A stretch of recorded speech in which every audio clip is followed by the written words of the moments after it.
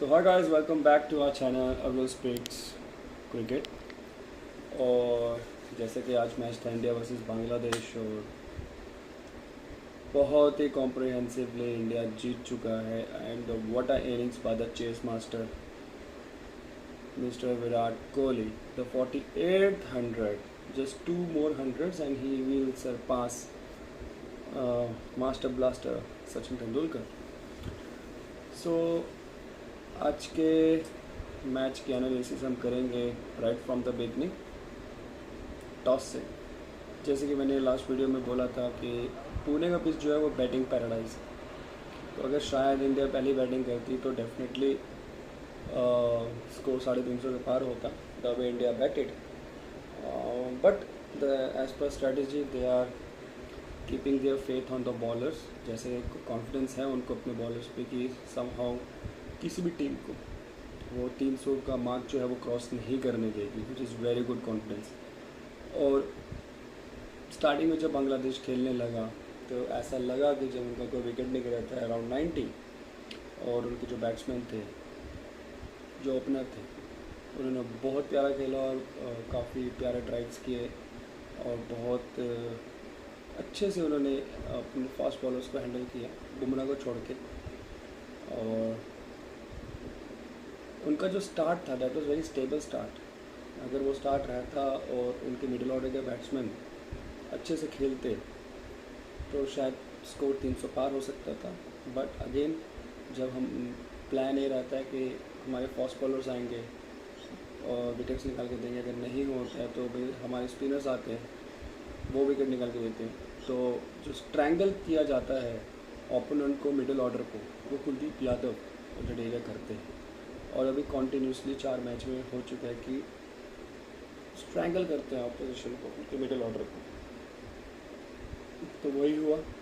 Again एक pace up हो चुकी थी innings, then middle order batting आई और वो नहीं खेल पाए हमारे स्पिनर्स को।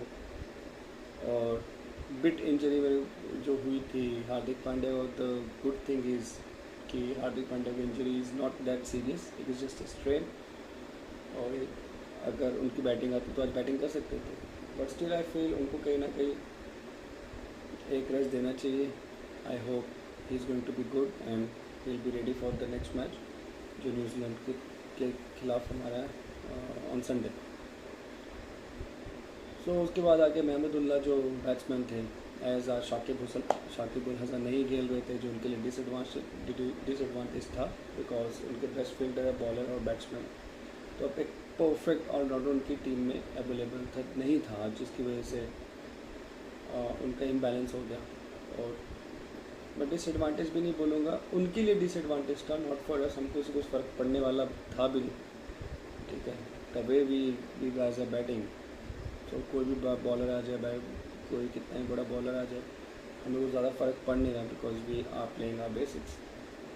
सो महमूदुल्लाह है कि मेरे समझ के बाहर था। महमूदुल्लाह जो इतनी अच्छी बैटिंग है, तो very well experience guy that guy is, वो 7वें 8वें नंबर पर आ गया, जबकि वो 5वें 6वें में आना चाहिए था। अगर वो होता तो डेफिनेटली स्कोर कुछ और होता, वो लंबी इनिंग्स खेलने वाला आदमी था।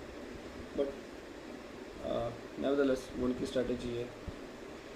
फिर आता है हमारी batting as usual, Rohit Sharma and Shubman Gill आते ही दे स्टार्टेड अटैक। वो आए, उन्होंने अटैक किया, बांग्लादेश प्रेशर में आया। और जिस बॉल पे रोहित शर्मा आउट हुए भी, वो मुझे लगा ही नहीं था कि वो आउट होने वाली बॉल थी। वो I really don't know the way he played that shot. Elevation मिला होता तो वो बाहर था, बट वो एलिवेशन नहीं मिला, जिसकी वजह से वो कैच आउट हो गया। बट एज अ ओपनर उन्होंने अपना काम कर दिया, टीम को एक बहुत प्यारा स्टार्ट दे दिया।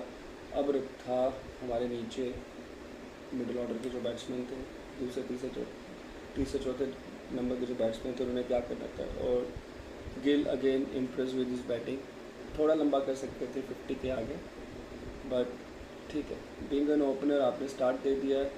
कई बार होता है आप कन्वर्जन्स नहीं कर पाते 50 to 100, कई बार होता है आप कर लेते हो, तो इट्स ओके, कोई इतनी बड़ी बात नहीं है। एज अ ओपनर उन्होंने स्टार्ट दे दिया और पेस दे दिया, और उसको आके विराट कोहली ने उस पेस को एक्सीलेंट किया जो हसन ने जिन्होंने रोहित शर्मा का विकेट लिया था।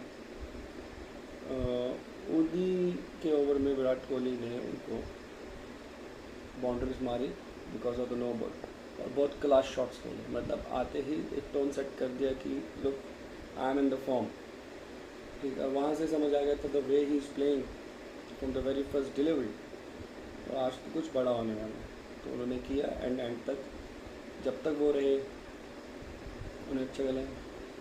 श्रेयस अय्यर की एक छोटी सी पार्टनरशिप लगी थी, कन्वर्ट करना चाहिए था उनको, बट ठीक है। वो ऑफ स्पिन की बॉल है खेलने, क्योंकि ऑफ स्पिन की बॉल पे जो भी अच्छा बैट्समैन होता है और जो अग्रेसिव इंटेंट में होता है वो डेफिनेटली जाता है शॉट खेलने में। उनकी शॉट कुछ गलत नहीं थी, थोड़ा सा टाइमिंग ऊपर नीचे हो गया तो उसकी वजह से, अदरवाइज वो शॉट थोड़ा सा अच्छा और टाइम्ड होता और एलिवेशन से होता वो 6 था, सो उस पर कोई प्रॉब्लम नहीं। Then again KL Rahul with his class played his shots, एकदम कंट्रोल में लगे, हर कोई कंट्रोल में लग रहा था। और फिर जो उन्होंने वो मैच किया, जो मैच था विद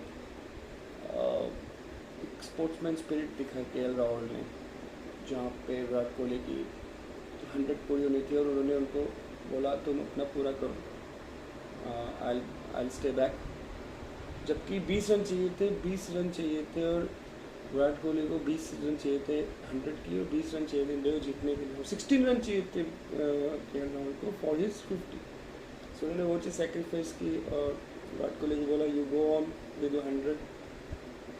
एंड सब एक चीज़ ध्यान रखिए, जब कोई ऐसा बैट्समैन जो 50 ओवर फील्डिंग करके आता है, ठीक है, ऐसा भी नहीं ढीला फील्डर है, he is one of the best fielders in the world Virat Kohli, right. 50 over fielding करने के बाद आप ये भी देखिए कि वो बैटिंग करने आता है और वो बाउंड्री से ज़्यादा स्ट्राइक रोटेशन करता है। 90 में खेलने के बाद 90 मतलब 15 ओवर और खेलने के बाद वो आदमी जब उसको लग रहा है कि मेरे सेंचुरीज कंप्लीट होने में चौके छक्के नहीं लग रहे, बाउंड्रीज नहीं लग रही, दुख के लिए to be honest it is very tough for any batsman. वो सिंगल्स लेते, जब इस स्कोर में आते हैं ना, आपको किसी और बैट्समैन वर्ल्ड में किसी भी और दूसरे बैट्समैन MS धोनी को छोड़ के, टू बी ऑनेस्ट मैंने ऐसा अगर कोई करता है वो MS धोनी ही कर सकते हैं, ठीक है। उसके बाद अगर मतलब फिटेस्ट विराट कोहली। अब MS धोनी को भी मैं, MS धोनी तो विकेट के पीछे होते, ठीक है, he doesn't have to run, उनको ग्राउंड कवर नहीं होता, बट विराट कोहली को ग्राउंड कवर करने होते, ठीक है। उसके बावजूद 15 ओवर खेलने के बाद he has to run twice, run दुक्का लिए 2 रन दिए, 2 बार ऐसा किया। It shows the passion, the extreme fitness of the person and the dedication towards the game and the hunger। समय आ जाता है, वो आदमी ऐसा नहीं है 20-25 साल का है, he is over 33, okay, over 34, 34, 33 सब इस, वो आदमी अगर ऐसा खेल रहा है ना, तो आप सोच सकते हो उस लेवल, उस आदमी की फिटनेस लेवल किस कहाँ होगी। आई थिंक वर्ल्ड में उससे अभी करंट एज में no one is fit in that guy. So दोनों फिटनेस की बात, तो वहाँ से उन्होंने फिर एक अंपायर ने भी एक चीज़ दिखाई, जब उसको लगा कि बॉलर ने डेलिब्रेट किया, वाइड बॉल करने की कोशिश की so that he would complete his 100, तो उन्होंने वाइड दिया ही नहीं, बिकॉज वो सामने दिख रहा था कि डेलिब्रेट अटैम्प्ट की उनका 100 ना, और स्लोअर बॉल से मारा जो सिर के ऊपर से निकल गया था किसी 90s के बीच में। तो डेलिब्रेट अटैम्प्ट था बॉलर का या उनके कैप्टन का भी हो सकता है प्लान कि इसको 100 मत करने दो, but at the end of the day he came out, he stepped out and shot खेला, 6 से अपना 100 कंप्लीट किया एंड द 48th 100 बस ऐसे ही 100 करते रहे, और जैसे उनका 50 हो जाएगा will be standing with mister Sachin Tendulkar. 51st में ही सरपास मिस्टर सचिन तेंदुलकर 100 के मामले में। ODI में सबसे ज़्यादा 100 करने वाले विराट कोहली भी था, only one। सो बहुत अच्छा लगा ये मैच देख के, और अब यहाँ से जो अगला मैच है that is very interesting. It is with New Zealand. अभी 2 ही टीमें हैं जो अनडिस्प्यूटेड है, जो किसी से नहीं हार के आ रही है. वो न्यूजीलैंड और वो है इंडिया. और जो मैच है अपना संडे को. I hope Hardik Pandya fit रहे और खेल पाए, बिकॉज हार्दिक पांड्या का अपनी टीम में होना इज़ वेरी इंपॉर्टेंट. बिकॉज वो जो ऑलराउंडर है वैसा ऑलराउंडर एट प्रेजेंट किसी दूसरी टीम में है ही नहीं. क्रिकेटिंग टीम में है ही नहीं किसी भी कंट्री के पास. सो उनका ऑलराउंडर्स हैं, but proper bowling, proper batsman and a proper fielder. Medium pace bowling है एंड ही टच 140. ऐसा नहीं वो 40 टच नहीं, तो टच करते हैं.